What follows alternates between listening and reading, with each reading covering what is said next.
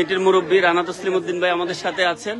তো উনি মেলা ভ্রমণ করছেন। ভাই আমরা লাইভে আছি, অনেকেই দেখছেন, আমাদের সাথে যুক্ত আছেন অনেক মানুষ। আমরা বিভিন্ন স্টলের ওপিনিয়ন নিয়েছি, তাদের যেই মেলার উদ্দেশ্য এবং তাদের বেচা বিক্রি সম্পর্কে তারা বলেছে, এবং তারা বলেছেন যে এই ধরনের আয়োজন যারা উদ্যোগ নিয়েছে এটি যেন কন্টিনিউ থাকে বা এটার যে ফ্রিকুয়েন্সি সেটি যেন বাড়ে। তো আপনিও আয়োজক কমিটির একজন হিসেবে আসলে আপনারা এটা কেন আয়োজন করেছেন এবং এটি আজকে এসে আপনার সার্বিক যে অনুভূতি সেটি একটু আমাদের সাথে প্রকাশ করে। অনেক ধন্যবাদ রাসেল ভাই।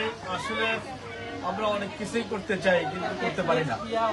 আমাদের সময়ের অভাবে, বিশেষ করে লোকজনের অভাবে, লোকবলের অভাবে অনেক কিছুই করা হয় না।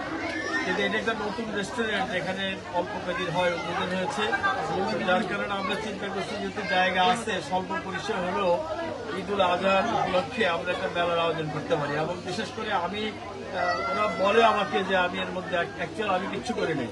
এগুলোর জন্য যারা করছে রনি, মিনহাজ, প্রিন্স, তারপরে কাঞ্চন, এরা বাকি যারা সব আসব আরো লোকজন মিলে সবাই মিলে এরা একটা করছে এবং প্রায় 15টা সংগঠনের সাথে এরা যোগাযোগ করে এই আয়োজনটা করছে। এবং এই 15টা সংগঠনের একটা মাদার সংগঠন, তার নাম দিচ্ছে কাজাদু বাংলাদেশ।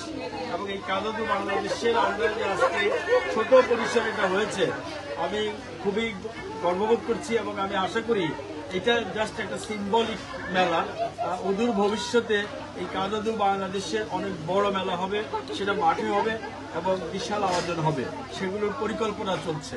আশা করি কমিউনিটি নেতৃবৃন্দের মধ্যে থাকবেন।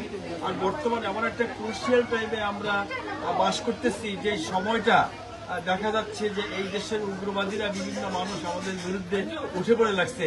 এই সময় সবচেয়ে উত্তম সময় যে আমাদেরকে সংঘবদ্ধ হওয়া, একত্রিত হওয়া, এবং এই সময়টাকে কাজে লাগানো খুব উচিত, কারণ সময় কিন্তু সবসময় আসে না। এখনই সময় আমাদেরকে সংঘবদ্ধ হওয়ার। আর বিশেষ করে বিভিন্নভাবে আমাদের পিছনে এই এক্সট্রিমিস্ট যারা তারা লেগে আছে, আমরা আশা করি এর থেকে আমরা অবশ্যই উত্তরণের চেষ্টা করব। ধন্যবাদ ভাইয়া। যারা আসছে সবাইকে অনেক অনেক ধন্যবাদ। জি ধন্যবাদ ভাইয়া। আমরা